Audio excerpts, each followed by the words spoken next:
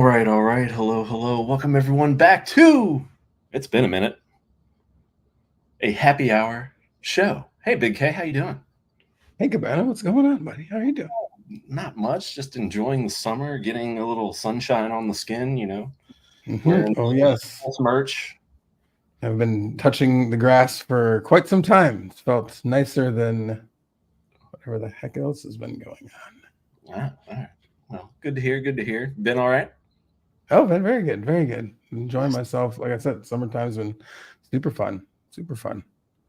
Well, it's good to be back on the air. I'm obviously not in studio, but as the tweets have alluded to, we do have two Hex OGs, and here we are. So there's your show, guys.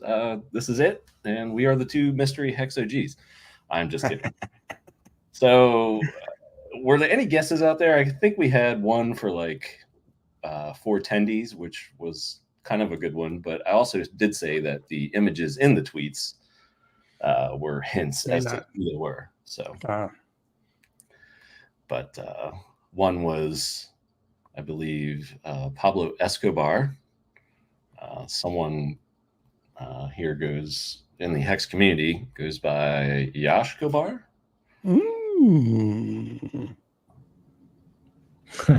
Hold on, senor. How you doing? I'm good. How are you? All right. Good to have you back on, man. Yeah, it's good to be here. Good. And I believe we had the Big Lebowski, but that's kind of obvious. So we got this guy over here, Big K. So Big Kirkowski, Big Lebowski. And that's where it all started. I think we lost our other guest, but hold on. Let me check. And our other guest will be here shortly. So he was in the green room. He fell out. But yes, Yash Gabar is in the house. What's going on, Maddie? What's going on, everybody in the chat? I'll just say this real quick. What's up, Meredith, Vets, Eagle AI, Wallisaurus, Marcus, Pumperoni. What's up, everyone? What the heck? Yeah, DJ Diplomatic Raid. Thank you for the Sebastian, Hexander, Paul Sachs, Finbear, good to see you. Vata Hex, Arnweig, Bashuza, and everybody else. Dylan. I don't see Dylan in here. Dylan's always watching. And the second mystery Hex OG arrived. Do we know the other picture gift person that was in the tweets? Does anybody know? It was one. Can you pull up the tweets? I don't think I've seen it. Oh, all right. Well, let me if I can find it now. I see a correct guess in the chat. Oh, okay. I do. Chad Donner Schwanz is correct. It was Vince McMahon. And now we have Crypto Vince McMahon. Hey, what's up, guys? What's up, brother? What's going on? Yeah. How you doing, buddy? Thanks for having me back. Doing good, man. Just roasting in the hot Southern California weather. Are you being held currently where Richard Hart is? It looks like oh no, I think he's in a much cooler place. Oh, okay. Yeah, Vince just at an Airbnb couch. Jen Dougie, there you go. It's been a minute. We're off to a great start. Yeah. So perfect. Yeah, we're just talking to Big K. He's doing well. Vince, how you been? What's been going on with you in the past couple months since we chatted? Oh, not much. I've just been just kind of weathering the markets and just been starting to like do the first steps of rewriting that hex book that that me and Cryptographics wrote together. Like we've been talking to each other and we've been deciding that it's time for an update because the book's gotten a little outdated and stale. So yeah. I feel that. There's a lot of information to put in it. Did it talk Yeah. about hex on the new blockchain Oh, or just the old? oh yeah. Well, since we released the book before the fork came out, so we wrote the PulseChain stuff from the perspective of like this stuff will happen. So yeah, we have to go back and kind of like just write it from the past perspective of like this is what actually happens. So, Teasing the fork, if you will. yeah. Good stuff. Yash, what's been going on with you that you would like to share with the group and the fam? Not much. I mean, we're all just weathering the storm of the bear market. It's been worse than what we probably would have imagined. But I'm still here, which is part of the reason why I wanted to come on and just show support for the PulseChain community and Hex. I'm not much of a streamer, but I obviously still keep up with the community, and I just wanted to show that there's a lot of us that are in the backgrounds that are still here.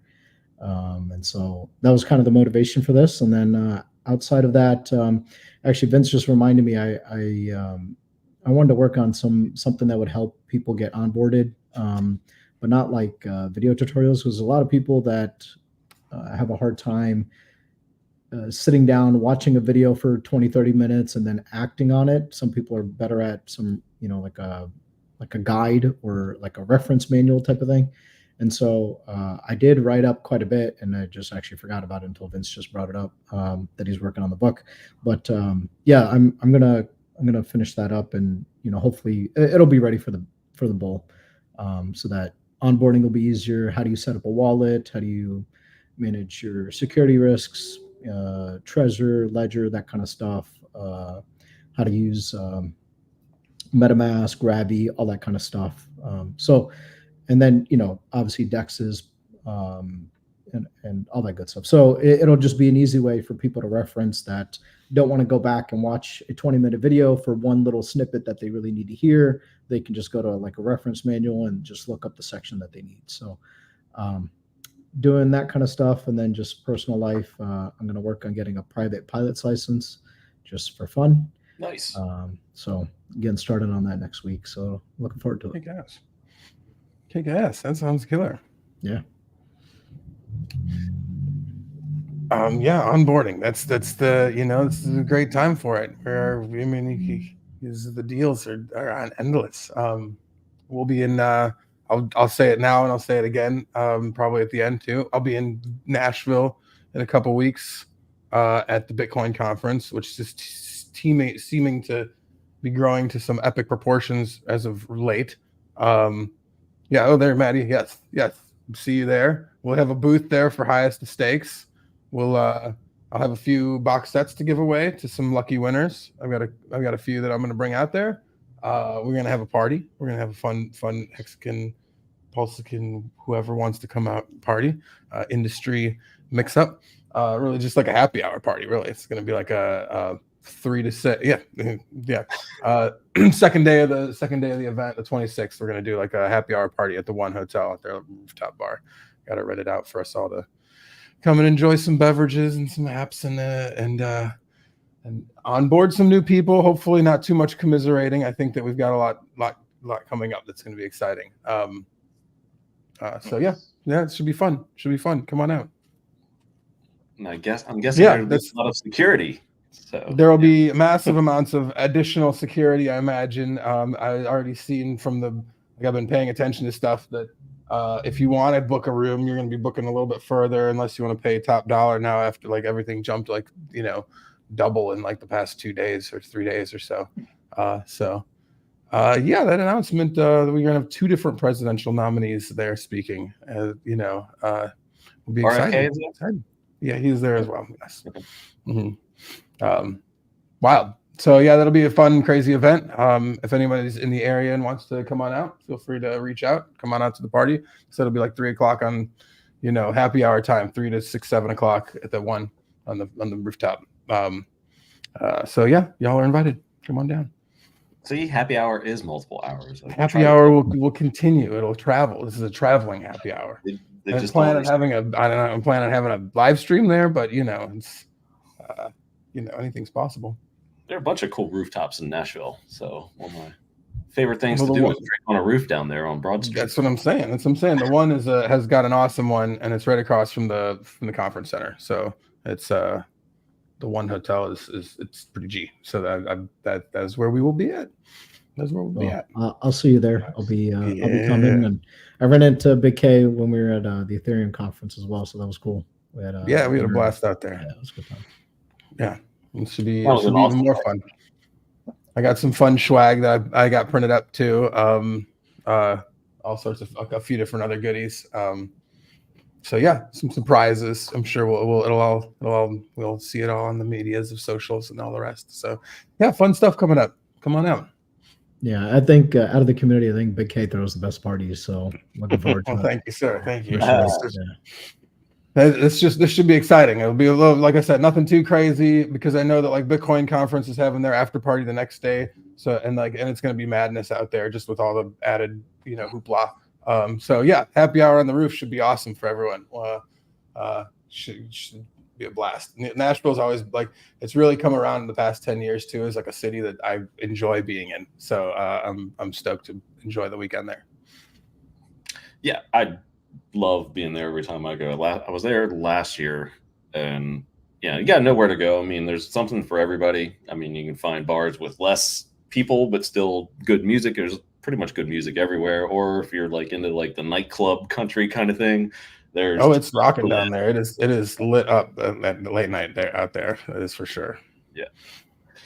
So well, let's get into some crypto topics as HexRay Vision identifies. Yes, there was a lot of brain power on here, and I cannot take credit for this idea. As Josh alluded to, this stream kind of like was set in motion with him and I just kind of talking, and him expressing some interest to express some views on all sorts of topics. We got like Bitcoin and macro and I don't know, ecosystem portfolios and all that stuff. So I mean, we can.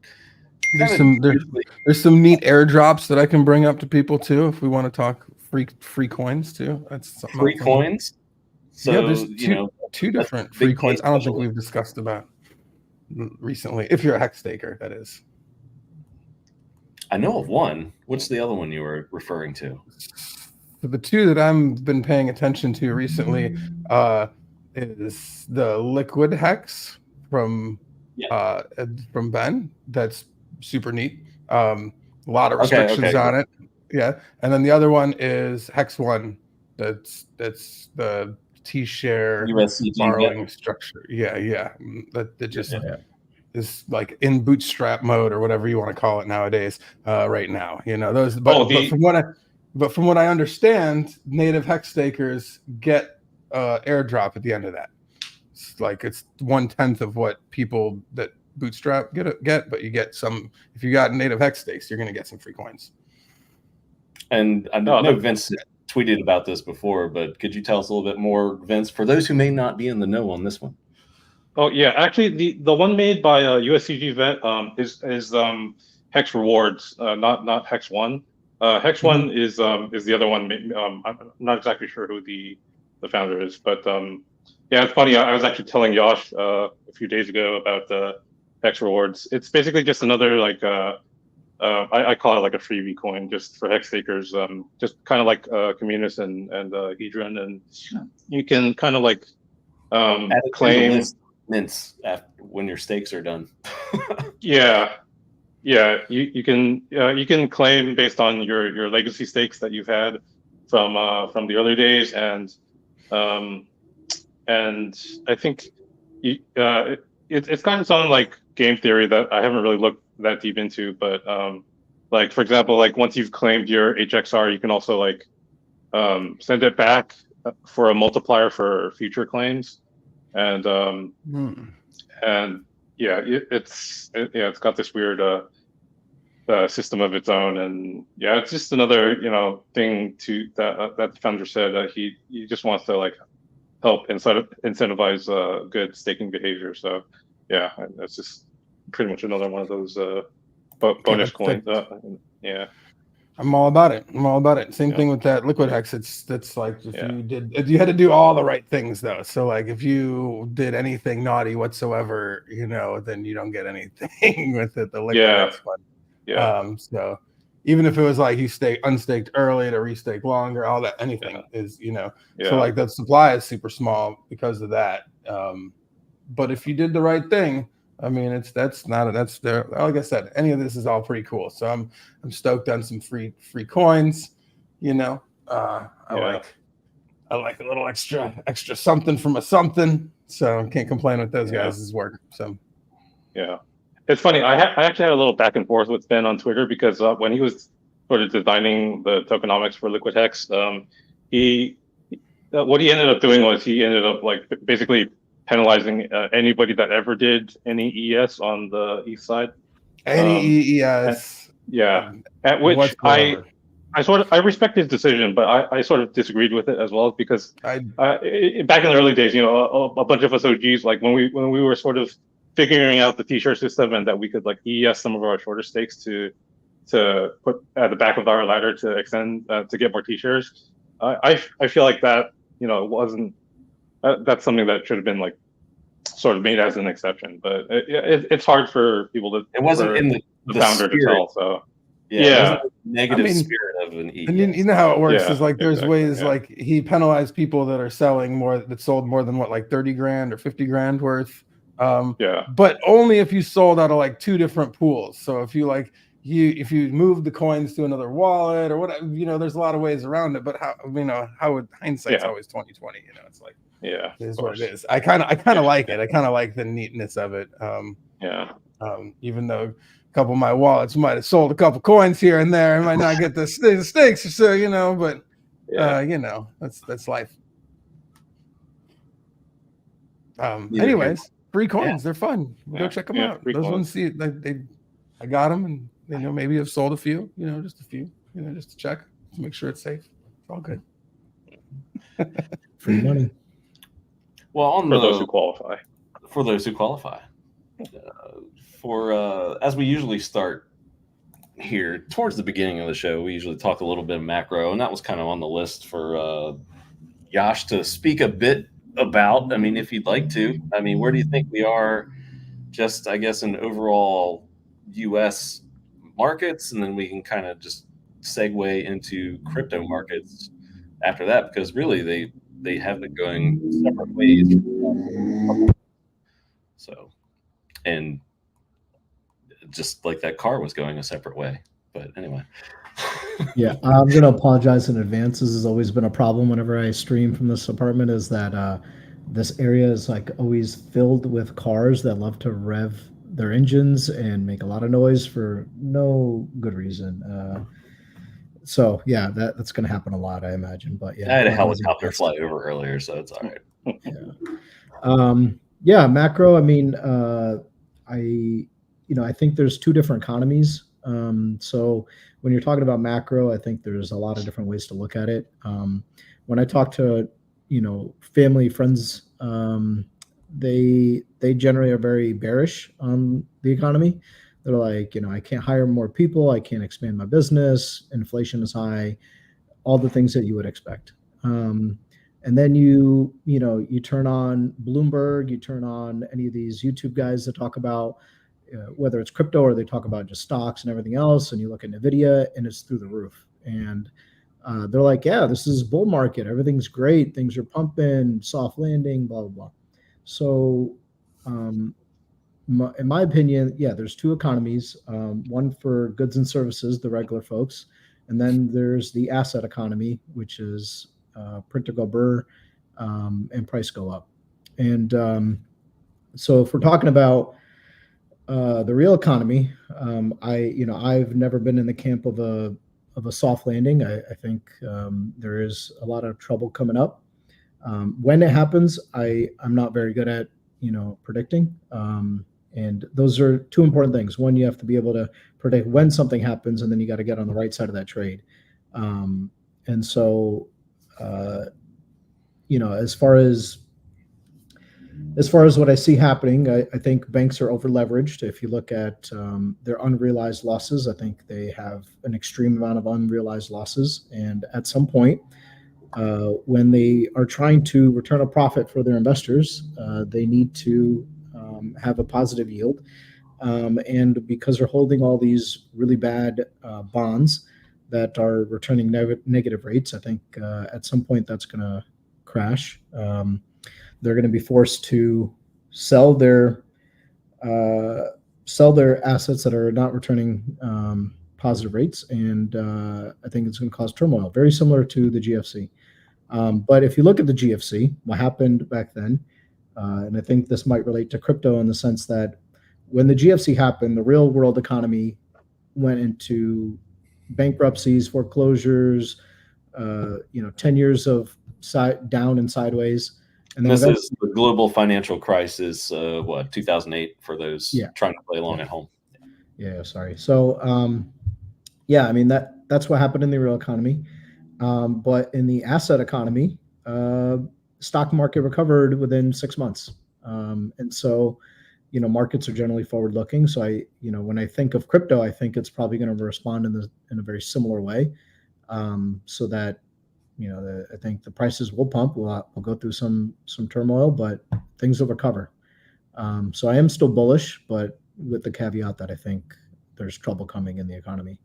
When does that happen? I don't know. 2 months. You mentioned banks. I'm assuming you mean smaller, maybe regional banks, because I think the big boys like JPM, Citigroup, they've gotten their house together, in my opinion. And the rich get richer in a sense because JPM is probably going to scoop up any other of these banks like they did. What's its face in Silicon Valley? Yeah, SVB.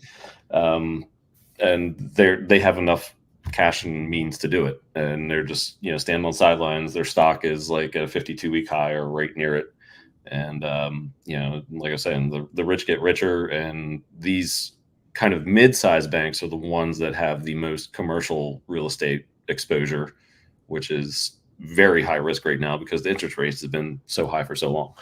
And that's why any hint of lowering rates, you see a lot of moves in real estate and whatnot, because it's like, oh my gosh, could get a breath of fresh air if the Fed ever lowers.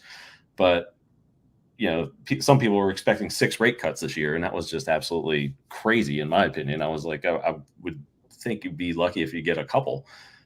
Maybe we'll get 1 by the end of the year, maybe 2. I mean, today's data was pretty good this morning, so we'll see about that. Yeah, I was referring to mostly smaller banks. The big ones, they're going to eat up the smaller ones. But this is not just for the U.S. This is all over the world. These, the system is all tied together. And so if something happens in the U.S., you're going to feel it in all over the world. The euro dollar is what really drives this phenomenon. So, I mean, that's for sure. What's going to happen? That was another point I was going to make. So the banks, it'll come to me.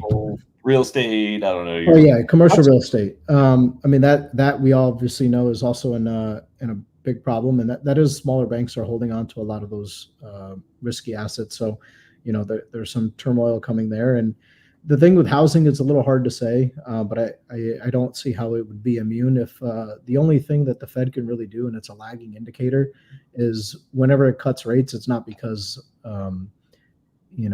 it's deciding the market. It's a big market participant, but it is not the market itself. The market is much bigger. And so when they decide to cut rates, it's generally a sign of other things that are happening. And the two things that they can control is when they raise rates, they expect unemployment to go up. And when unemployment goes up, it's because demand is falling. And so there's really those two things that they have to try to control the economy. So I can't see in a scenario where unemployment's going up, people are going to have to foreclose on their homes because they can't afford them. And even if they are tied into 3% interest rates, your property rates are going up because they got reassessed. your HOA fees are going up because everything's going up. Inflation, your landscaping, like that goes up because labor is going up. So, there's all these hidden costs. You might have mentioned insurance. Insurance, yeah. All these costs, like they're all hidden that you don't think of when you say, "Oh, well, the interest rates are low, people are locked in, they're never going to sell." I don't believe that. But there is still a lot of demand, but that demand has been there for over 10 years. There's been a shortage of houses. So that didn't stop it from happening last time, and I don't think it's going to stop it this time. So yeah, I do see a lot of that happening. On the good side, though, is if you're in crypto, Bitcoin, Ethereum, PulseChain, hopefully, fingers crossed, right? I think we'll eventually do well. So. Yep. Well, that was a nice segue into crypto. So, I've been yeah, go ahead, saying survive till 25 with crypto here for a minute. Like in 25, I think that you'll see some. You might see a rate cut or two. You might see some things for crypto, and there's good things happening, but it's going to take some time. And it's not going to be for everyone, as Yash is pointing out. Yeah. And so like, I'll give you some more examples on crypto. I went to Digital Asset Summit in London in March or something, May. I can't remember exactly. But that's where there were a lot of like really big players. BlackRock was there. Let me see. Fidelity. Basically all the big players that you see the ETFs got approved. They were all there. It was less of a, what they call sort of crypto native guys. It was more of the suits that showed up, but I wanted to get their perspective on where they're investing, what they see going forward, where's their money going to flow into. And I think there's a lot of positives. they really like the idea of stable coins. So I hope that some legislation around stable coins get passed and it makes it easier for companies to adopt.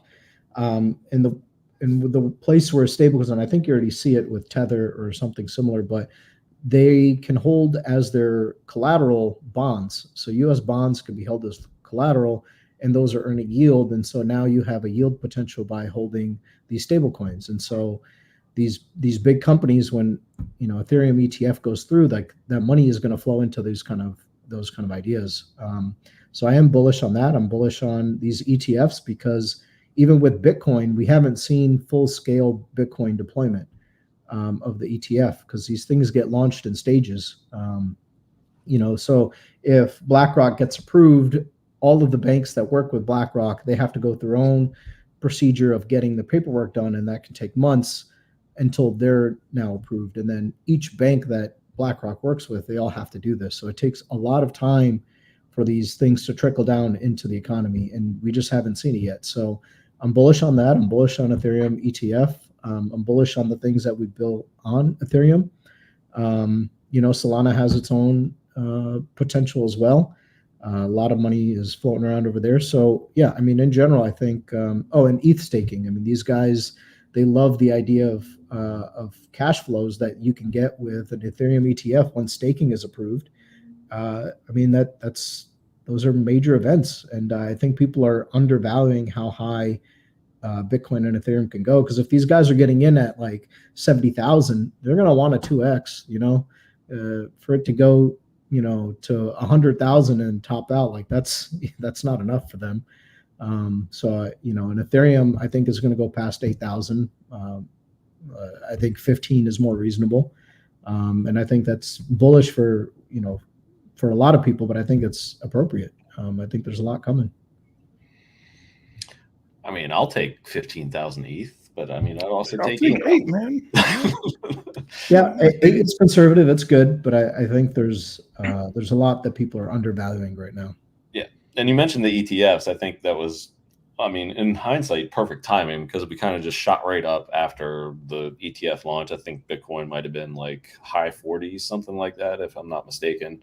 Kind of like went, almost straight to 70 plus. Now we're back mid 50s because of Z Germans. Thank you, DJ Cryptomatic. Why don't you talk some sense into your government over there for selling 40,000 Bitcoin or whatever it has been? But yeah, Love you, DJ.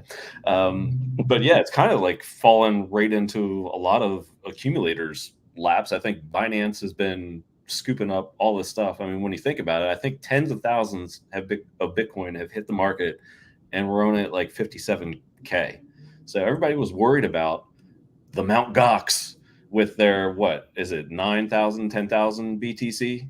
And we've seen the Germans sell multiples of that already, and they're almost out, as far as I can tell, like less than $1 billion worth of Bitcoin, maybe way less than that now.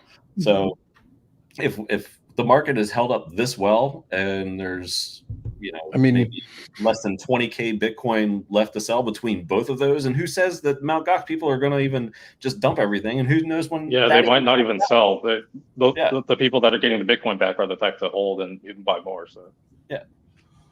Well, I think they're getting paid out in cash, right? That's the thing. They're not getting Bitcoin itself. Oh, are they? Well, then, yeah, that's really, I mean, potentially more even better. Yes. Yeah, Mt. Gox did have a lot, but I think the installments are like trickling out, which is kind of what I was saying. And who knows? I mean, they've announced it like every 6 months, I think, for the past few years, it seems. Yeah. You know how many years Richard's been talking about Mt. Gox? Like, yeah, it's been a long time coming. It's probably why he was so bearish back a couple of years ago. Yeah. So I don't know. It's interesting to think about. I mean, like, even if some Mt. Gox coins hit, like I was saying, like this Bitcoin sell-off from the German government, I mean, tens of thousands, and the price has pretty much stopped going down. Like there are people just scooping this up. I mean, they're just the amount that is in that wallet keeps going down, and the fear of investors took it down to, I think, the low 50s, like 52, 53. But since then, the dump has kept on going, and price is, 10% higher than what it used to be, or close to it, maybe 7-8%. But interesting to think about. Plus ETH, then you mentioned that, like the Ethereum ETF has yet to launch. So, we'll see that, and hopefully, there aren't any big sellers waiting in the wings of confiscated ETH or whatever you want to call it. Well, I think when Bitcoin ETF launched, there was a little bit of a sell-off, but then obviously it recovered. Yep. And so, we could maybe that same situation happens again. But yeah, I mean, on a longer time horizon, very bullish. I think once ETH ETF gets approved, the staking aspect is not going to be included in that. That staking aspect is going to come later, maybe 6 months down the road. Because they're basically going to try to launch a minimal viable product. And so that's another, bullish scenario where you don't have that in Bitcoin. There's no cash flows. You basically buy and hold. So I think these big guys are going to notice that. So I'm looking forward to it. And I think, Bob Lucas's 4-year cycle, it probably plays out the way he's mapped it out before. And, but I think it could go a little longer than that. Not calling it a super cycle or anything, but I just think the liquidity is probably going to flow for a little bit longer. So I think there's potential for 26 to be good as well. 2026. That's bold. I like it. I mean, that would surprise people. That would catch a lot of people off guard if, like, come March, April, May of 26, we actually top out and hit all-time highs 6 or 8 months later.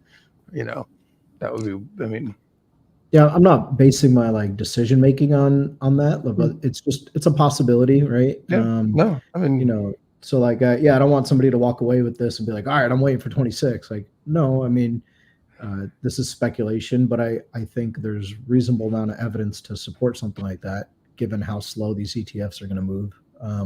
And how the money comes in, and then just everything else with the economy. But see.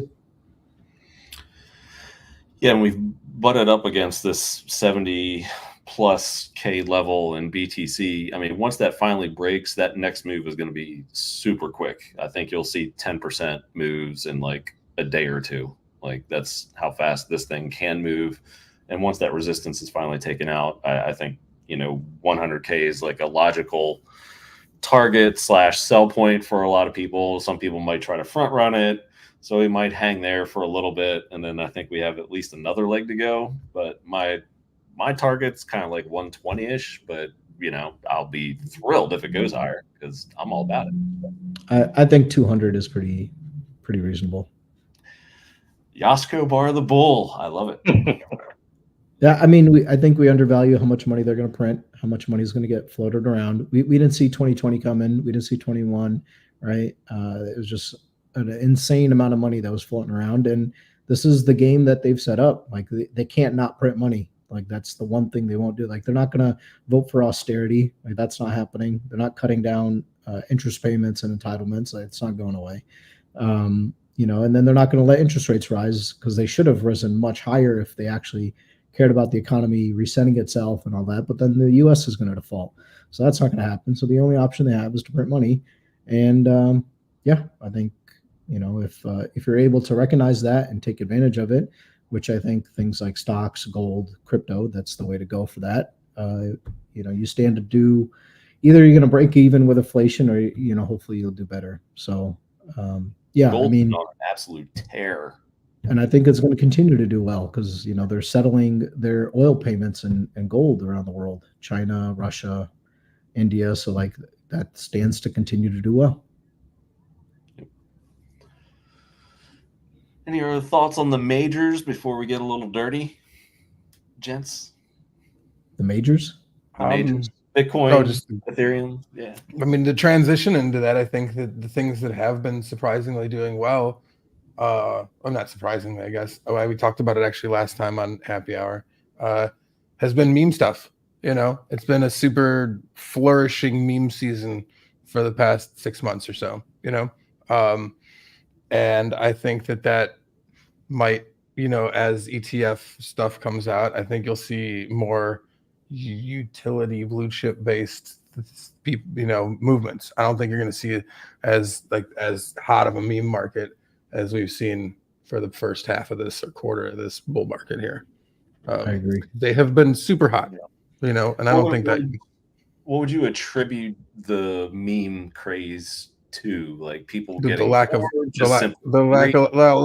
that and the lack of regulation too. Like the fact that there's uncertainty, and there had been with these regarding the Bitcoin ETFs and the Ethereum ETFs.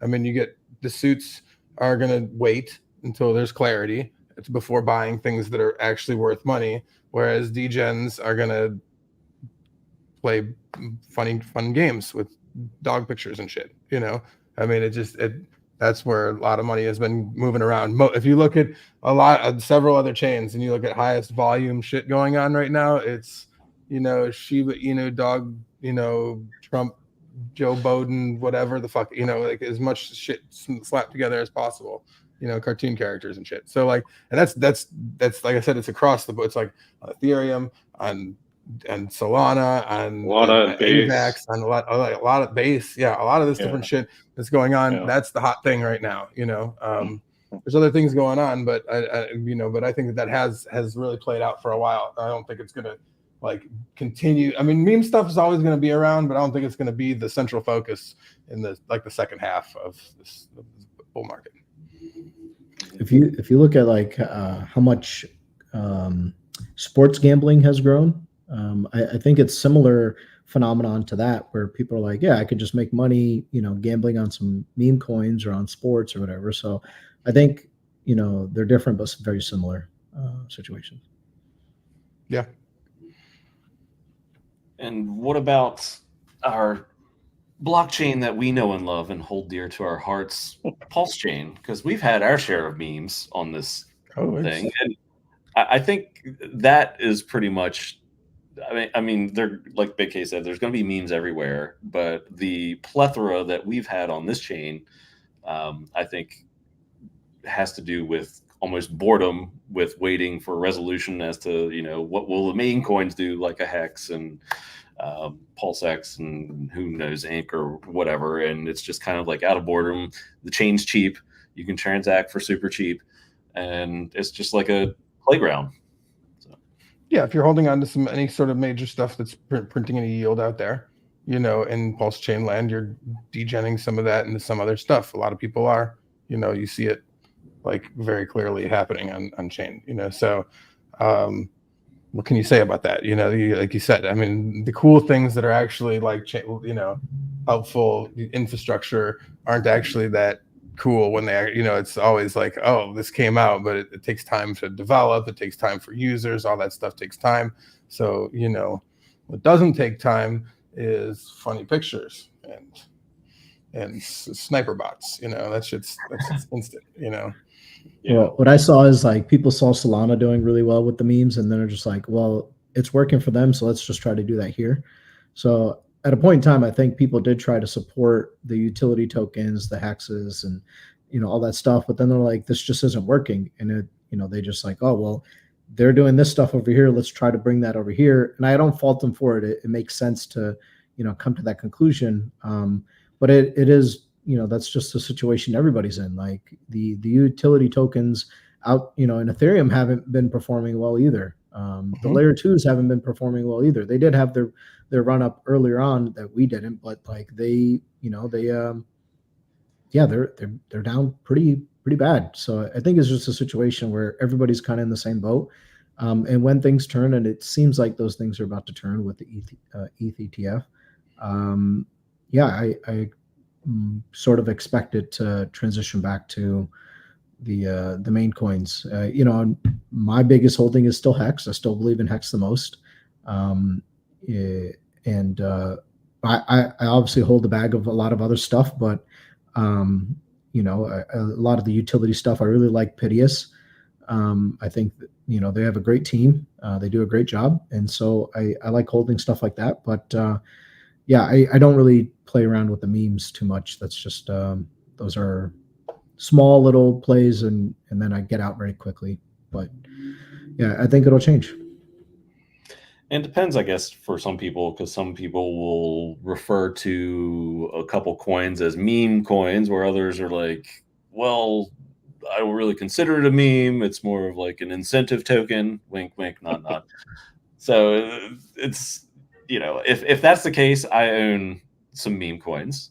But yeah, it's interesting. Like I want to poo-poo it. It's just not my thing. It's like pizza. It's like, what kind of crypto do you like? What kind of pizza do you like? You know, the pineapple guys or the memers. That's cool. You know, some people like it. I respect it. I'm just not gonna, you know, probably dabble with it as much as my old school pepperoni cheese sausage. You know, the main utility. Yeah, look at that. There you go. See, I didn't say that, but yeah. I'm just kidding. I don't care if anybody wants to buy memes or whatever. It doesn't, as long as they're not scams and rugs and stuff. Like I'm not going to stop you. But if it is a scam or a rug, which we've dealt with, you know, recently with PulseChain, like, you know, I wasn't a supporter of that, and it's too bad that we had to go through that. But more of that's probably going to happen, unfortunately. I mean. Okay. That was as transparent as you get, you know. I felt like that. I was like, but still, a lot of people lost money because I feel bad for people that lost money. I feel real bad for them. I do, because like everyone, but like, man, I was like, this is not real, right? You know, like this. But like we could see it, so why can't other people like? Well, I mean, it's when you've been in stuff for a while. I mean, I get people that send me things regularly that they know. Like, is this legit kind of thing? Yeah, and I'm like, before, I don't even have to. 95% of the time, I don't even got to open it up. I'm like, probably not. You know? Yeah, when you've been in crypto long enough, you've seen lots of like social engineering scams and stuff, you tend to know what to look for. But I guess with other people that are, you know, newer to crypto, there's a lot of new people in crypto. You're right, dude. Yeah, we just don't know what to expect. Yeah. And if PulseChain scales the way we hope it does, like the chances of that happening grow just based on the numbers, right? So it's like, so I think I'm going to try to speak for other people here, but I think a lot of the guys that get into memes, they are well intentioned. You know, they want to share, you know, what things that are funny.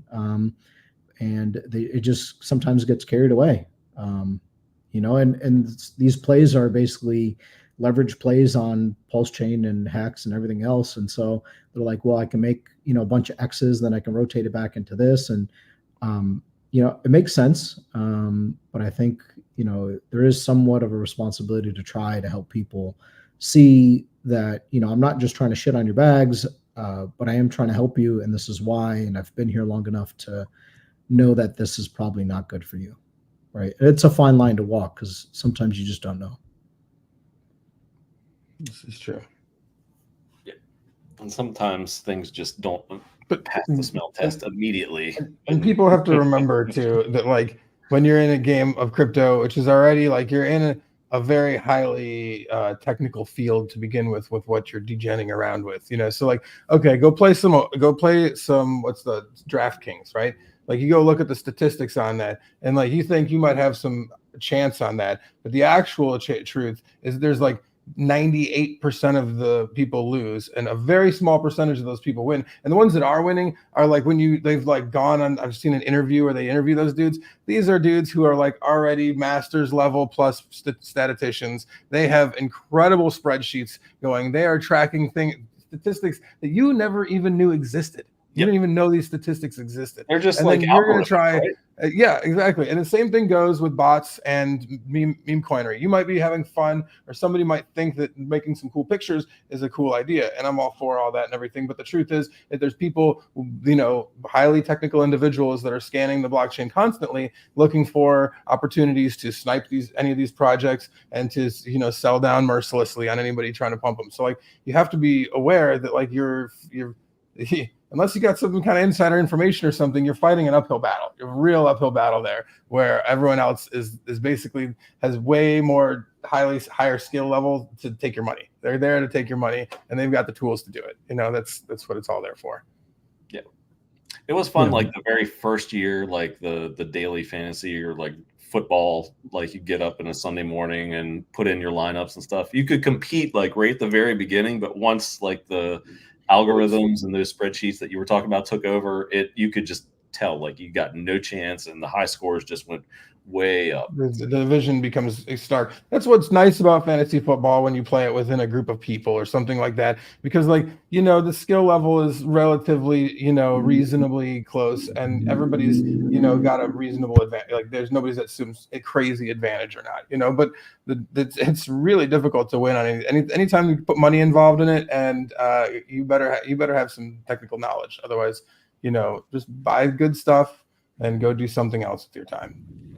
And that's a really good point that, as this space matures and these Wall Streeters start coming in, they're going to bring those algos with them. They're going to bring those high frequency trading type of platforms, and they're going to build on them. And so it's probably in your best interest to, buy and hold rather than try to trade and, try to make a 5% move or whatever the case may be. And I think that's what Richard was trying to preach, with early on. And then when he came out with Hex is like, you can get yield. Now, obviously the price is down, but let's just put that aside for a moment. But you can get yield by, I don't know what the term is, but I still like to use staking. You stake your Hex and you get yield off of it. You paid out in Hex. And maybe you'll make 15%, but you won't lose in Hex terms. You're not going to lose 80% through a bad trade, or 20-30%. So like that idea is still really good. Most people, it's probably best to just buy and hold and stake if you can, versus trading. I think is just going to get harder. So please be cautious, because it's not the same game that it was a few years ago, and it won't be the same game in a few years from now. So got to adjust. And just speaking in like general terms, like futures markets with Bitcoin and Ethereum, like I think, that could have, dealt or been a factor in Bitcoin not being able to break 70 yet, because you have futures traders now in the markets that can, I hate saying manipulate the price, but, suppress price, for whatever they need to do, possibly accumulation, because we had that right after the ETF launch. So like Josh was saying, there are bigger players involved, and more money, bigger players are going to keep coming in, and holding is, the best strategy, I think. Not financial advice, but yeah. Yeah, You I mean, try to trade around it, chances are going to get wrecked. Yep. That's why I prefer longer time frames, especially. And way easier to sleep at night for many out there if they could just learn the holder's mentality as opposed to, especially like short-term leverage trading. But yeah. Oh yeah, that's a recipe for disaster. I think it's important to try to understand when you're feeling greedy and when you're feeling fear. That I think those emotions are very similar. So that as the prices are pumping, that you don't think, all right, I'm gonna hold out for another 2x or whatever. Yeah, I think that's, I don't know how somebody would go about learning that without maybe incurring some pain, but try to recognize. I mean, years and years ago, I learned my lessons, but they were worth the cost because now I'm smart enough not to do stupid stuff like that. Yeah, it requires some trial and error. Yeah. I mean, well, we all have to start somewhere, and the point is to win more than you lose as you stay in the game. And if you stay in it long enough and actually, commit yourself to learning, you're going to win more than you lose. It's just, a matter of patience, a matter of entries, a matter of understanding your time frames. And, you can do this. It's not something that you just come in and, throw a few bucks down on the roulette reel and hope it goes good. It's a lot more to it than that for long-term success. Sure, anybody could hit a meme coin out of the park or, get lucky on a leverage trade. But long-term, the odds are not with you. The force is not with you.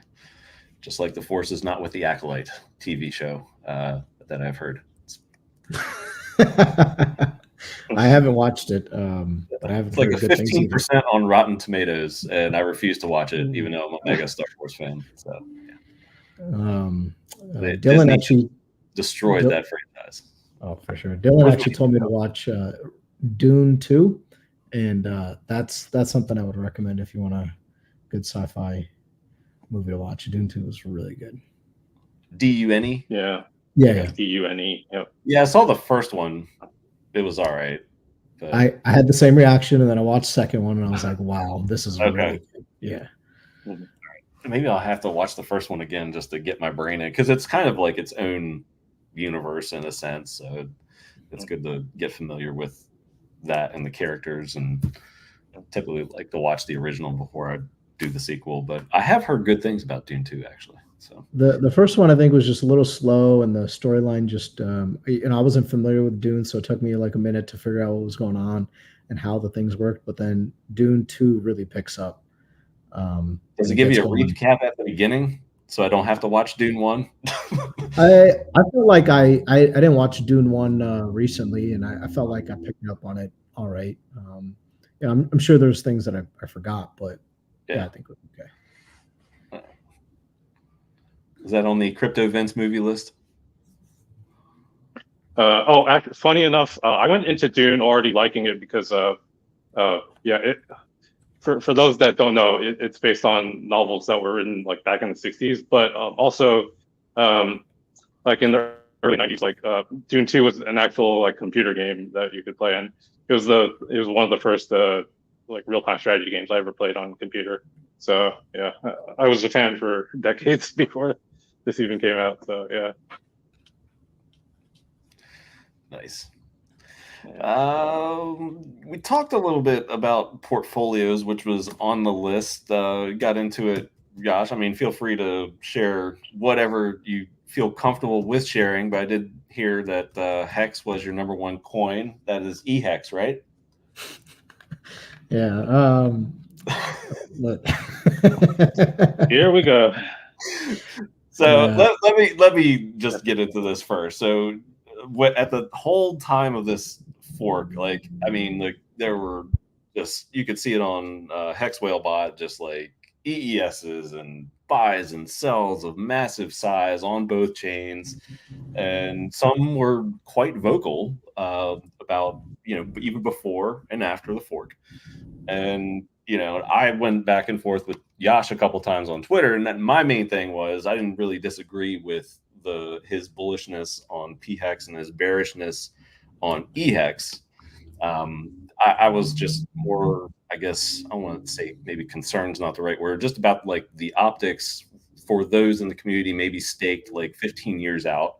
And, you know, even if you are correct in saying, hey, man, get out of, you know, this stuff and get into the new thing, some people couldn't do that, or they would just wreck themselves in doing so or attempting to doing so, especially if you don't know what you're doing. And, you know, so that was that. But in the end, I have said this on this show, and Vince and I talked about it, I believe, last show. You know, it ended up being a great call. And pHEX is now, I don't even know how many, was it 4x or maybe, ish, hex on Ethereum, if my it's math like is 0.3, the ratio. Okay. So yeah, it ended up being a good move. And we talked about last time, Vince, like what do you think the ratio will be going forward? But I did want to give Yash his flowers for being correct, and I'd like to get his current thoughts on it. Yeah, no, thank you. So I think a lot of people couldn't imagine that the people who supported pHEX, and, you know, we were vocal about this before. I guess we were in the minority, so you don't always find out that we were vocal about it until after the fact, when we're like, what is everybody doing? I thought we all agreed that this was going to be a transition over to PulseChain, because, you know, in my mind, if PulseChain fails, I don't see any way that Hex on Ethereum is going to succeed, because a lot of it does, you know, yes, I know it's immutable. Yes, I know blah, blah, blah. Okay. But it depends on Richard a lot, in the sense that he is the biggest spokesperson for this. And if his reputation for failing on PulseChain doesn't go well, I don't see how it will succeed on Ethereum, because he just doesn't, he wouldn't have that ability to now, you know, prices are really down bad, but we still have a chance to come back in the PulseChain ecosystem. I don't, my position on it is I just don't really care. You know, if you want to buy it, you know, go ahead, buy it. I'm probably going to sell it. Okay, well, let me step back a little bit. I think there's two important things that people can take away from how to evaluate if someone is full of shit, and one, if you're full of shit. And I think that this is an important, you know, lesson that anybody can take away, not just crypto, but in your workplace, in your relationships, whatever. And those two methods that you can use to try to figure out, one, if you're full of shit, is if you can steel man an argument. If you can steel man an argument, which means you present the best case for the opposing viewpoint. So you basically take whatever their position is and you try to come up with the best possible argument for them. Now that does a couple things. One, it forces you to be empathetic, to try to like put your feet in their shoes, or whatever the saying is, right?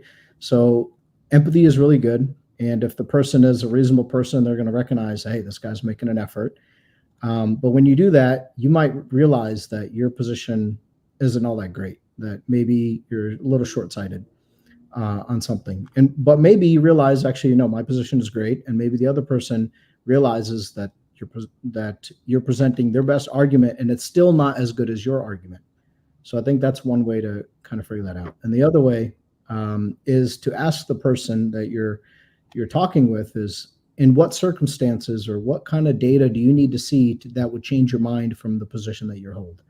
And if they tell you there's nothing that's going to change their mind, well, then now you know they're full of shit and you don't have to deal with them, right?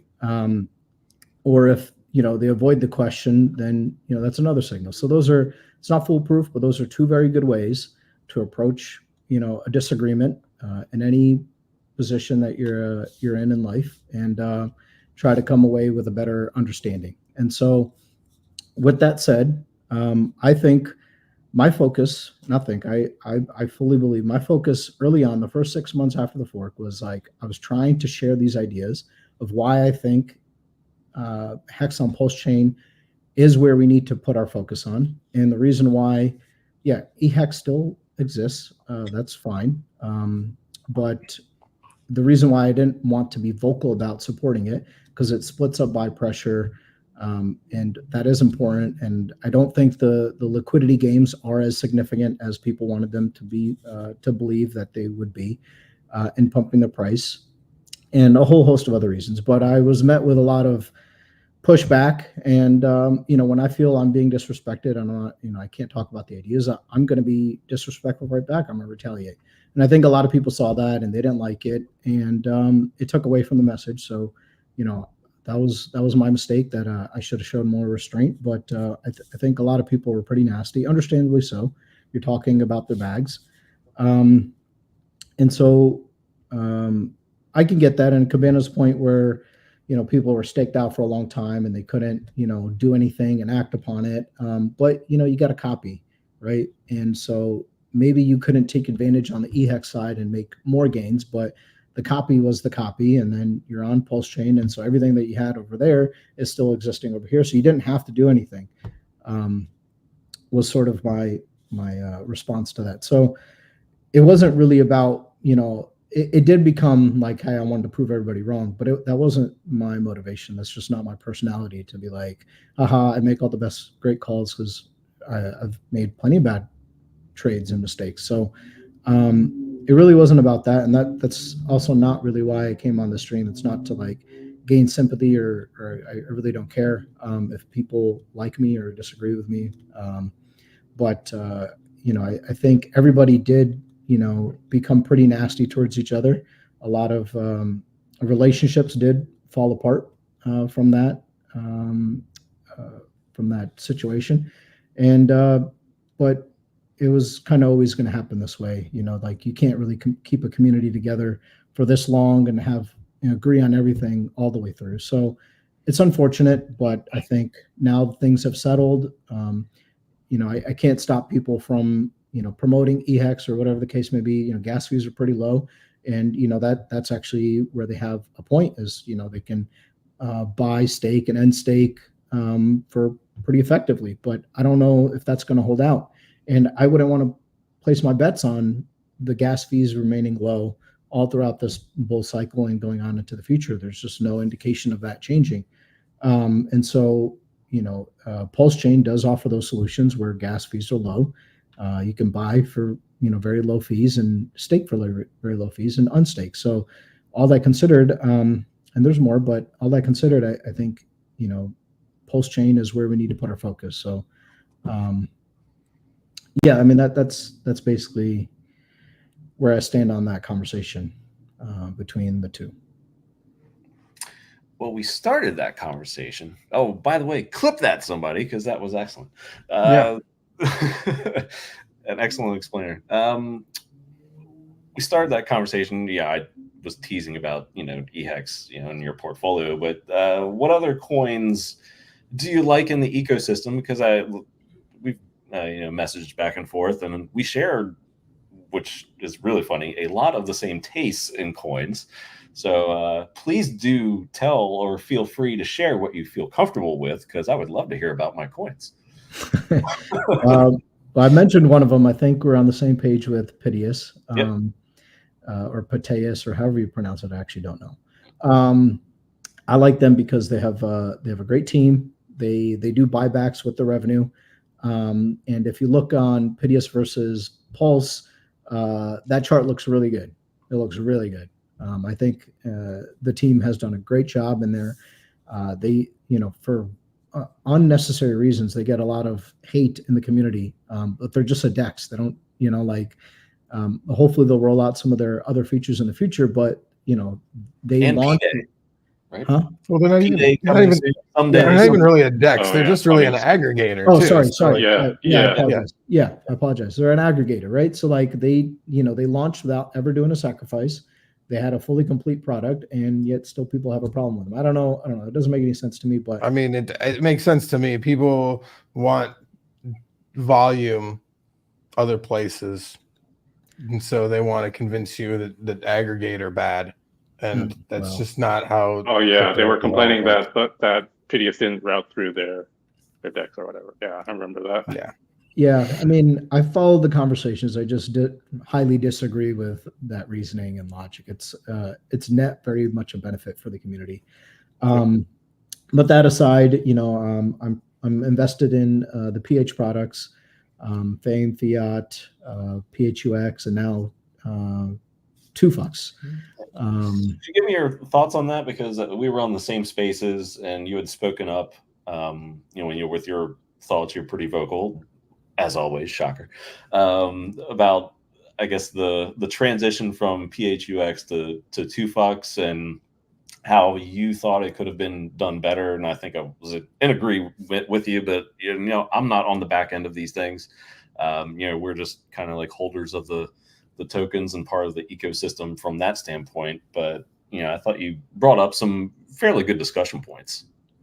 Yeah. So just to give some background on what happened, 2FUX is something that's built on top of pHEX, right? And I think I like 2FUX. I like the guys that worked on it. I think they're good guys. I think on net it's going to be beneficial to the community. It'll help, and it's already starting to drive the price of pHEX up. Not a lot, but tiny bit, right? You can see that there's actually some momentum that could be building there. The issue that I had was, in general, the communication for what was happening wasn't the greatest. Now, some of that was based on some ethical concerns that Buck had, understandable on that side. My kind of aside from the communication problems in general, not just on that particular situation. Aside from that, my problem is that, they had an option or an ability to distribute pHEX tokens that have already been allocated towards the community. Now, this is in the white paper, 25%. And they could have done that before they did this deal where they sold a bunch of pHEX tokens. I think all of their holdings, the team holdings. Correct me if I'm wrong, but they sold that to the 2FUX team. And what that does is it gave them an exit from their position. And it reduced the yield that the pHEX stakers were getting.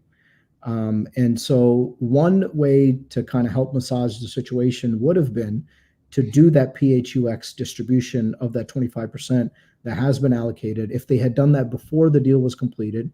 Therefore, it gives us like, hey, I know you guys lost your yield, but we gave you a distribution. We're trying to make amends, make things right. I think that would have been a better approach. That was, maybe I didn't articulate it as best as I possibly could have, but I was a little emotionally frustrated with how things had gone.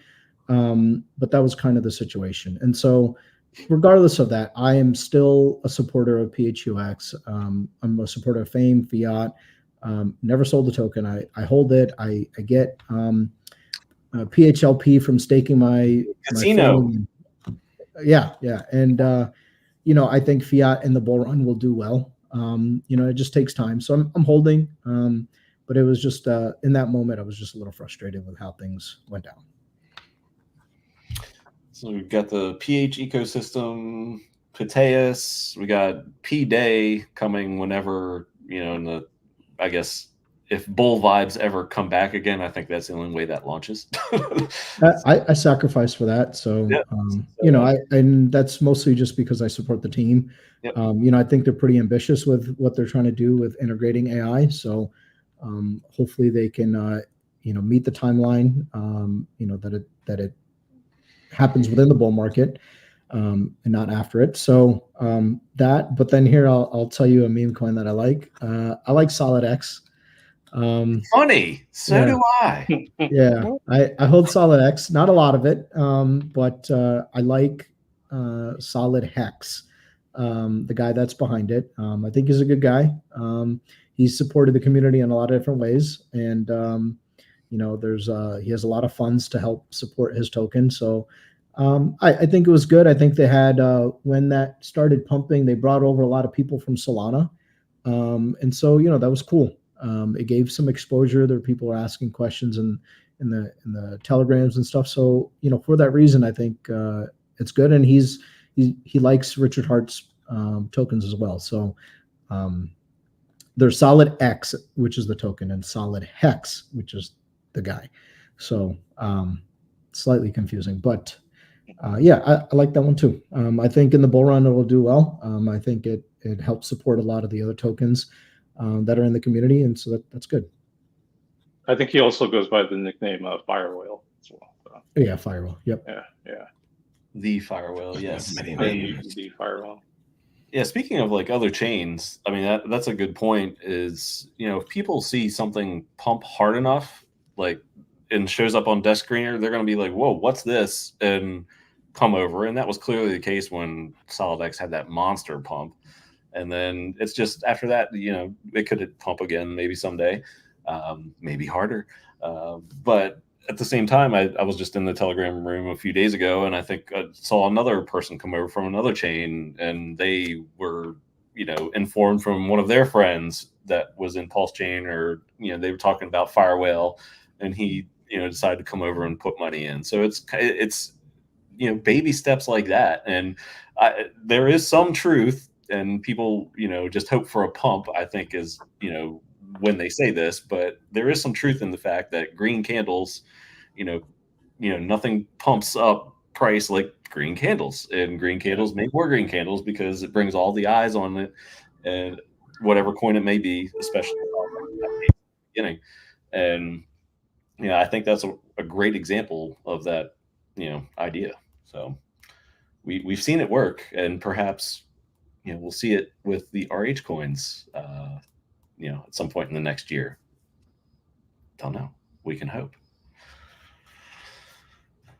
Any other thoughts? SolidX, Vince, any other thoughts on that one? Do you like that one? Uh-oh, Vince, you're muted. I do. I hold a little bit myself. No, you're good. You're good. Can you hear me? Oh, okay. Cool. I hold a little bit of SolidX myself. I kind of, just based on hearing Firewall talk during the conference and stuff, I like him. He seems like a pretty loyal Mexican. So I'm pretty bullish on it. Big were you K. asking me about other coins as well, or just? Oh, sure. Do tell whatever you would like to tell. It's show and tell time. Oh, we haven't done this. Well, I mean, I also like the PH ecosystem as well. But I think the coins are just down as a function of being tied with Pulse and the other core coins. But I mean, I'm pretty sure they'll recover and do well once the core coins pump as well. So and another meme coin that I like is Helgo. Just because of the Helgorian memes and how it's tied with Hex. So I miss Helgo in the chat. Helgo used to come in here in the chat, but it makes me sad. Helgo, please come back. Yeah,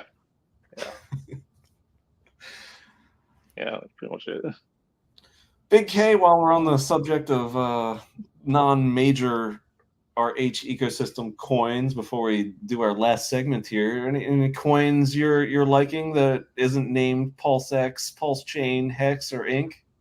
I mean, I still like. I think we talked about it when we were on the meme stuff, or we were on it a while ago. Sure, price is down, but like I still like the old. There's the RBC meme coin. It's way down, right? But like, there's a pool that like you can be on 2FUCks right now, making like 80%, mostly on Hex majors. It's like a heavy. It's got like Hex, PulseX in it mostly, and then a little bit of those meme coins from those dudes, and that's making solid yield. Super kick-ass yield for meme coins. So like I can't really complain with that when like it's outdoing yield of a bunch of other much better stuff. Bigger bags. So I like that. But other than that, I don't know. I mean, it's old school. It's like old school now. But like I thought Dick Butt was funny. I thought that was funny. I don't actually like hold a bunch or anything. I had a little whatever, but like this is funny. There's other ones that are funny too, but that one gets me. I don't know. Those are like I said, I'm basically on the same page. I like most of the majors that y'all were talking about. I also like a little bit of what Power City's doing. I mean, I like that they have, Oh yeah, if you support their system, as things come out, there's more and more yield for their staked tokens too. So that's pretty solid. I like in general, I like things that also are being put to work in some other way. So that's. Sitting there poking it like a stick with a stick, going do something is okay, but I like to have it working. So those things are, having the systems all tied together that you can make some pretty damn good yield from it all is pretty kick-ass. So I like seeing all the different groups in Pulse, because of the necessity and like the usefulness of 2FUCks and FUCks, is that like everybody's got SolidX and their crew, Randy and Axis and and pHEX, they're all like doing their, they have a pool set up for their stuff. The RBC dudes have a pool set up for their stuff. The gift dudes have the gift pool that's up too. Like everyone is bringing good liquidity to. I mean, and there's even support, like there's some cats that had liquidity in COM and ICOSA have brought some more liquidity to that token that I the liquid hex. That's what it's called, that free one that I was talking about earlier. So like, everyone putting in some funds to make some yield is pretty good. I mean, supporting the system is necessary, so I like it all. I like all that. Do I have it all? No, I don't have it all, but it's neat. I like seeing the builders build. Sorry. I agree with Big K, like the liquid loans, Power City. Like I don't necessarily hold the bag of these things always, but I have no problem with them. I think they did a great job with bringing these protocols to PulseChain. So there really is a huge network of protocols that it's already built out on PulseChain. We just kind of need some momentum and some green candles to get the noise going and the commotion. So yeah, I think it'll be okay, but it's been a long journey to this point. It's been Oh yeah, and I mean, it's still got more to go. We'll get some, I'm sure we'll get some more clarity in the October-ish time. We'll see what happens in November-ish time. All that stuff matters. But like I said, I feel like a little broken record-y, but like survive till 25. We'll see what happens then. I think we'll all be pleasantly surprised if you can hang on to your bags. There you go. Well, we're on to the last topic of discussion, and what would a Hex OG show be without talking about the founder of said coin, Richard Hart, and the SEC won't let him be. But we do have, I guess, we did have a little movement where they responded to the dismissal, and now more waiting, because we're waiting till what date in August? Another month or so ish. 22nd for his response, and then 22nd for the response, and then October 24th is that the hearing date. I might be off by a couple days, but that could be it as well. Which a lot of Hexkins perhaps might be filling the courtroom in NYC, and I mentioned it on this show before.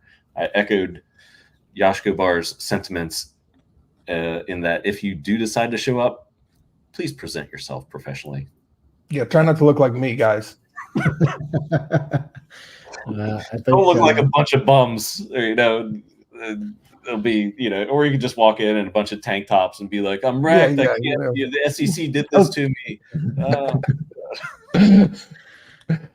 Yeah, I mean, I'll be there, but I'm not really there to like mingle with people. It's more business, right? Be presentable, however you think that is. Don't make a lot of noise. Don't be rude. Don't be, I don't know. Just try your best. Think of it as like a job interview. How about that, right? Like, however you address for that, maybe try doing that or something. I don't know, but I'll be there. I'm gonna show support. But yeah, SEC won't let Richard go. And a lot is riding on that, and hopefully it doesn't get dragged out. I wish we could read the SEC's side of of their what is the document called that we were waiting on? Oh, so it's like they rebutted to his grounds for dismissal, basically. Yeah. And so now he's rebutting to that, which, like, from what I understand, from what our legal ease friend Nuclear Herb had said, it says that, like, it's because of the judge's ruling. So the judge wants everything, like, basically both sides properly presented before any of that's public. So, like, we might actually get to see everything on the 22nd when Richard puts in his last motion. I'm not sure. That's a question for Nuclear Herb. So that sounds right. Yeah, that sounds, I think, what it's going to happen. So, we may see more, at least have some more clarity in the 22nd as to what everyone's arguments are and how strong they are or not. Yeah, all the crypto lawyers that are not lawyers are going to have their opinions, which every armchair guy is going to have, for sure. We're all going to hear it all. Sure.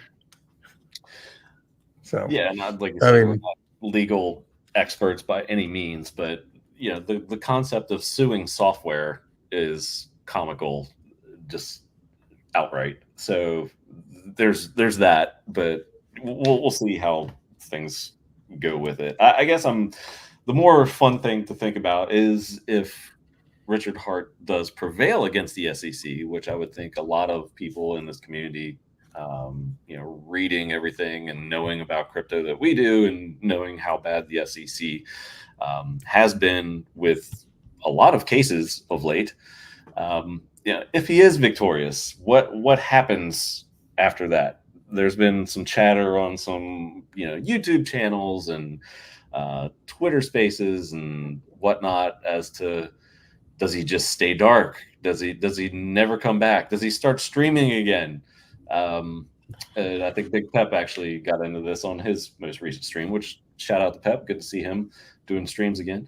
And multiple streams in a week, actually.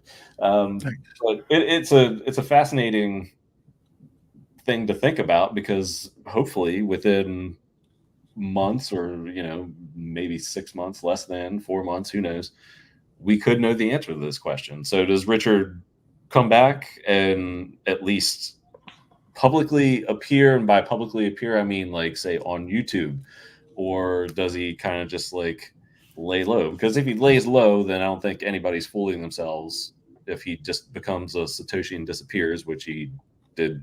We know what he called Satoshi.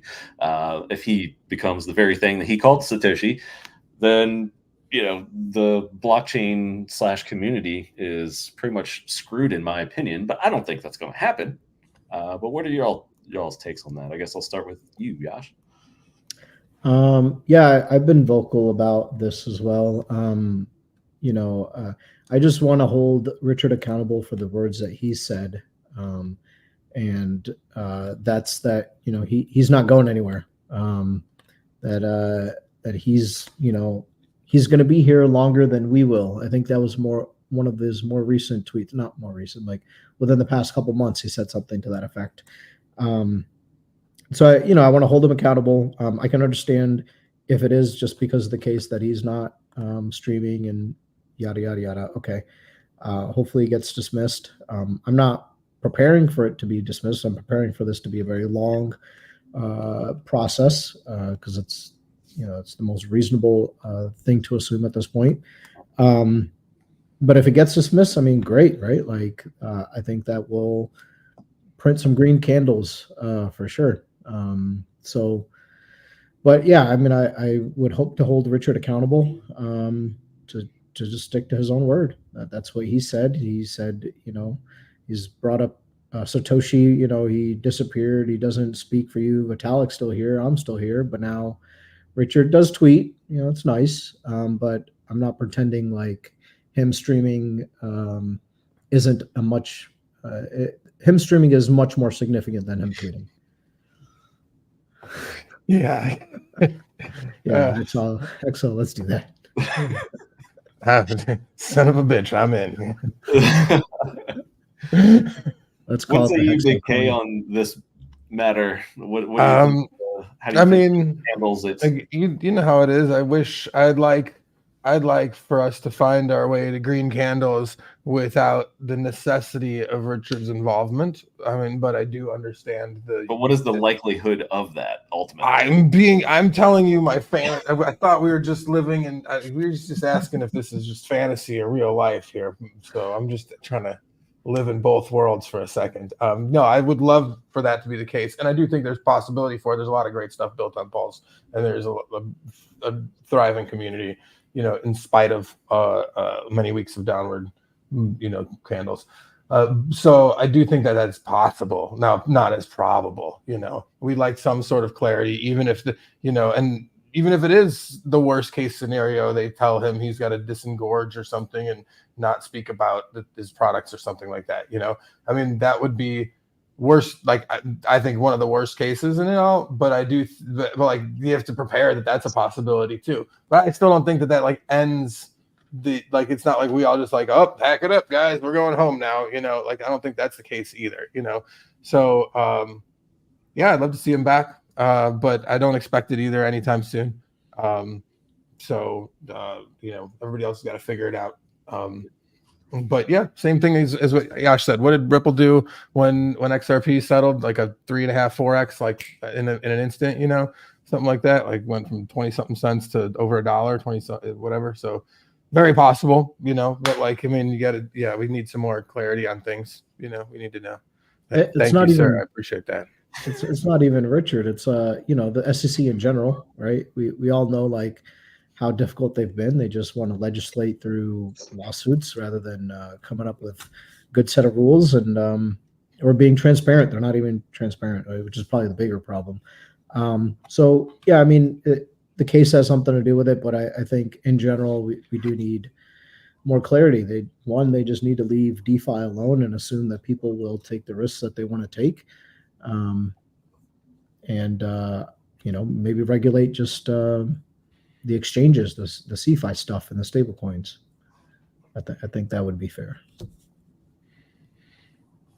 I agree. I mean, I love it. I love it. I do think that we're gonna, one way or another, we're gonna get more clarity. Over the next few years. It's coming. I mean, we've been saying that for a while, but and there's more now than there was before, and they are dropping cases against certain cats. That we're and losing other ones. Approving things that they don't want to approve. So there's push in the right direction. So yeah. But did he suck? It sucks. Vince, are you back with us? Yeah, I'm back. Sorry, I was having technical difficulties. No, that's all right. Good to see you back. Was unsure if you were coming back. So we've just been talking. Our last topic here, just RH versus the SEC. If this thing comes to a positive resolution, October after, somewhere in that time frame. What do you think happens? Does Richard just kind of like fade away into the Mojave Desert? Does he come back streaming? Does Yeah, that's a good question. I know I've seen a lot of people complain on Twitter about Richard not streaming anymore and calling him a coward and stuff like that. But honestly, I think I'm pretty sure most of us in the community really respect ex-attorneys like Nuclear Herbs a lot, and he constantly says, if I were Richard's lawyer, I'd tell him not to stream too, because anything he says, can and will be used against him in court. So yeah, I think he's just being smart about that. But also, I mean, I think there's a chance that he might just keep things the way they are now, because I think he might be conscious of the fact that it's probably not a good idea to sort of be too active of a leader in the community, and if the community can kind of run on its own, then I think it's probably the best course for it. No, I don't know. Green candles solve everything. Right? I'd like to see him become. I'd like to see him come back like a guru, totally guru style, full like white garbs and everything. Got an island. He starts doing friggin' Tony, whatever. It's like full guru style, like total whacked out. That's what I'd love to see. Like totally on the fringe. Doesn't do YouTube anything. You got to like find him somewhere doing speeches or some weird shit. Just totally off the cuff weird. Why not? Why not just change it up on us all? You should become an African priest, maybe. Yeah, there you go. He's like, I was the African priest the whole time.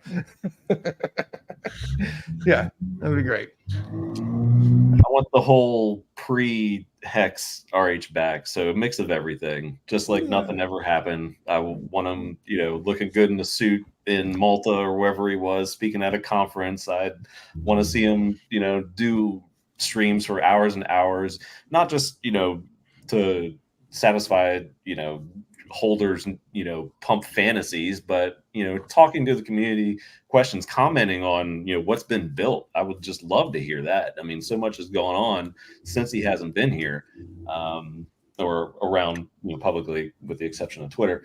So I think, all of that would be good. Nothing, over the top, but, it is Richard, but he's humble now. So there is that. but yeah, I'd like to see things return to normal. And if they just did that, I think this whole entire community would just thrive, within days, weeks, months, and come right back. But yeah, it's not just I think he has a lot of value to add to crypto at large, not just this community. So for sure him. So if he was to come back and start streaming again, great. But like you said, like if he's doing speeches and he's getting invited out to talk to people at conferences, like I think he has a lot of impact. He's a very good speaker. We've seen some videos of him speaking publicly when he got into that fight with the fake Satoshi. And he did a great job. He's good at that. So yeah, great. So like speak as the guy who beat the SEC, who took them on, who did not, win via dismissal. That's kind of why I'm glad this thing didn't get dismissed. I want to see him win. Yeah. But to, jump on TV and just be like, okay, I would want to see like some networks be like, okay, you interview all these clowns from crypto and call them experts. Well, here's a guy that actually took on the SEC. Are you a serious network or not? That's, part of me. I don't think it's going to happen, but I mean, at that point, if you have somebody who defeats the SEC and he's a founder and as smart as he is, I would hope we'd see a lot of them. Just in my opinion, I would just yell it from the rooftops if I were him. But, yeah, if I've ever been like frustrated with Richard, it's more so like kind of nostalgic in the sense that the reason why I gravitated towards him back in 2017 was like he was given a lot of information. He was, he might be a little vulgar at times, but that shows that he's willing to say things that make people uncomfortable because it's what they need to hear. And I agree with that in a lot of ways. So, I just want him back to spread that message again, because that's what I found. That's where I got a lot of value, and I appreciated it, and I want him to be able to share that with other people who haven't heard that message yet. So, it's never really like obviously I'm in Hex, I'm in PulseChain, I haven't left, I haven't sold, I've accumulated. So in that sense, if things go well, I hopefully stand to do okay. But I just want him to be able to reach more people. And if he's quiet or if he's just doing Twitter thing, it's not as effective. And that would be a shame that the SEC would take that away from him and everybody else. Agreed. I also like Fast Abdul's idea, although I'd change it just a little bit. Instead of him fighting BitBoy on TV for a comeback, I think that they should be a tag team. The two of them, this would be a hilarious, amazing tag team. Best tag team in world wrestling. That would be a show. I don't know exactly who they'd fight yet. I didn't think this through far enough, but it definitely maybe Tone Bays and Jimmy Simone. There you go. There you go. I like it. I like it. Tony's would get crushed. It wouldn't be fair. We'd have to find someone in those gentlemen's weight class. Yeah, someone in their weight class. Oh man, but no, I agree. I'd like to see. I mean, I want time will tell. I'm excited to see how it all shakes up. Freddie just woke up from a dream. Trump wins. Richard gets nominated head of SEC Hex to $100. There you go. Done. Send it. Yeah, that would be a good one. Tone and Peter McCormick would be a great tag match. There we go. Yeah, that would be great. Yeah, put that on, pay-per-view. I'm in. Yeah. Got a few hex on that. Who's the Australian guy that I forgot his name now. He was like the Australian scammer. Alex something. Yeah, Alex Saunders. Yeah, that would be Saunders. Yeah, and Alex Saunders. He would also get sat on really hard though. He wouldn't. He's not. He's fine. He's bigger than Tone Vase. I don't know. That's true. He is. Yeah. Well, shit, gentlemen. This has been lots of fun. Yes, For everyone out there in the audience land, if you're going to be out in Nashville for the Bitcoin conference in a couple weeks, come on out. We'll be doing a party the 26th at the One Hotel at the rooftop. We also will have a booth there. Come and see the highest of stakes. We'll be raffling off some box sets. I got some box sets I'm bringing with. So that's I'm excited to do things with people in real life. But this has been lots of fun, guys.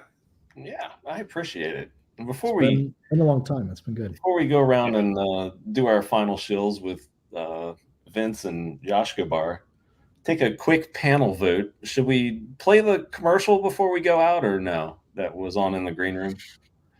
I think so. It's great. Why not? All right. Well, let's go ahead and play the commercial. Just for the record, this show was not paid anything to show this. So no endorsements here. No endorsements here.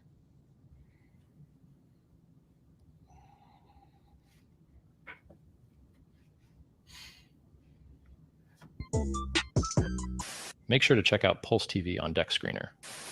Hey Richard, why did you bring us to Soyland? Yeah, why Soyland? Richard, please get rid of them. They're giving me a fucking headache already.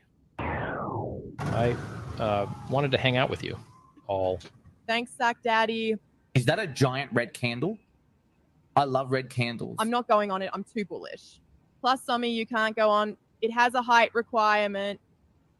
Not funny, Katie. I'm sick of you teasing me. Stop it, you two.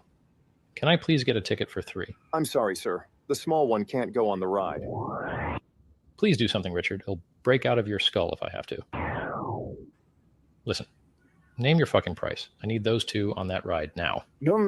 I could let him on, but it will be 170,000 ETH. Are you fucking serious? For that price, I want them on that red candle for 2 fucking years. Done. What the fuck do you mean done? What the fuck are you asking questions for? They said done. So it's done. Done. Hey, I have to take this call. You 2 go on and I'll be there in a minute. I can't believe they let me on the ride with the chair. I want Richard. I'm still bullish. I'm still bullish. I'm still bullish. I'm still bullish.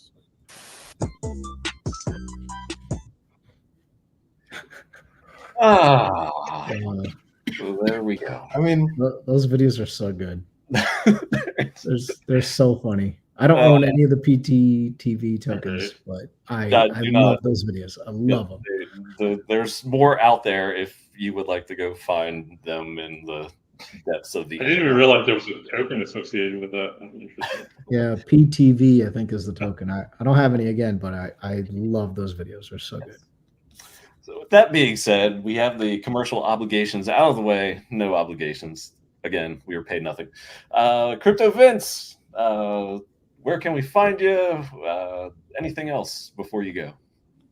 Oh yeah, I'm on Twitter and Telegram, CryptoVince369, as you see there on the title tag. And I don't really have anything to shill right now. Just I guess look forward to the new token a few months or so. I guess we're still waiting for Alex to come out with V2 of eHEX, so we can devote a chapter to that. So yeah, I mean, the book might take a little while longer after whenever that comes out. So yeah. But other than that, I'm actually just really glad that you invited Yash on, because I know that the whole like eHEX pHEX thing has been pretty contentious, and I kind of, as someone that's been a friend to him for a few years now, it kind of sucks to see him get attacked on Twitter constantly, and it's funny that a lot of people still don't associate that his handle with him, because he doesn't stream very often. So I'm glad he was able to kind of come on and put a face to the name, and kind of explain his sort of thought process for why he believes the things that he does with pHEX, and just kind of he's able to explain things in a more nuanced way. So yeah, glad we had this stream together. Oh, thank you, Vince. Yeah, it's good stuff. Yeah. And just before we get to Yash, I want to thank him for reaching out and kind of offering this idea out there, because it just turned into we've been talking for well over an hour and a half now, and yeah, it's just like old times. Speaking of old times, I mean, I think everybody here was on the show like in the first few shows probably. So I know Vince was, Yash was, so yeah. But good stuff. Yash, man, any final thoughts, and where can we find you if you would like to be found? No, I don't. Yeah, I'm not trying to be an influencer. I enjoyed this. Thank you for having me on. I love all you guys. So this was great. Maybe I'll do this again, but this is not something I'm trying to make as a regular thing. It's just I wanted to kind of show support. Like the price has been down for a long time, but I'm still here. There's a lot of other people that are behind the scenes that are still here. They're still very supportive of PulseChain, very supportive of Hex, and Richard. And so just kind of maybe giving them a voice through me as well, as by saying that, we haven't left, we haven't dumped our bags, and, we've been accumulating. So, people will still think what they want to think, and I don't care. They're not going to like what I say. I don't care. I'm still going to say what I think is true. And for the people that are willing to have a constructive conversation with me, like I'll have it. Beyond that, it's I don't care for anything else, and I don't care for the praises or whatever. So I mean, I think, thank you guys for the kind words, but the Yash Bar has a funny name. Maybe next time I'll explain the story behind it. But yeah, sounds good. Looking forward to it. Well, if I'm reading it right, the Joe Biden roast is coming up. So if you are into politics and that sort of thing, feel free to tune into that disaster. Today? Yeah, it looks like he's doing his press conference, and I'm sure he'll be scared, or who knows what he's going to say, but it's coming up within minutes. I'm pretty sure he's drinking game? Yeah. Do you have a drinking game attached to it? Yeah, exactly. So, oh man, Come on, guys. Hunter is not Mumbles. Yes, Mr. Mumbles. So we'll see. But anyway, let's get off politics, because we did pretty good with that. Not talking too much about it. Thank you, Big K. Thank you, Vince. Thank you, Yash. As I said before, it's just really cool catching up. I'm so glad Yash brought this idea up, and we followed through with it. We figured out the time to do it, and it was a really good chat, man. And according to the chat, it looks like everybody had a good time there too. And yeah, man, Big K and I will see you with another show sometime in the coming weeks. I'm sure we'll figure it out. Okay. Yeah, it sounds great. I'm always down. Let's do it. Right. Sounds good. All right. Well, that will do it from here.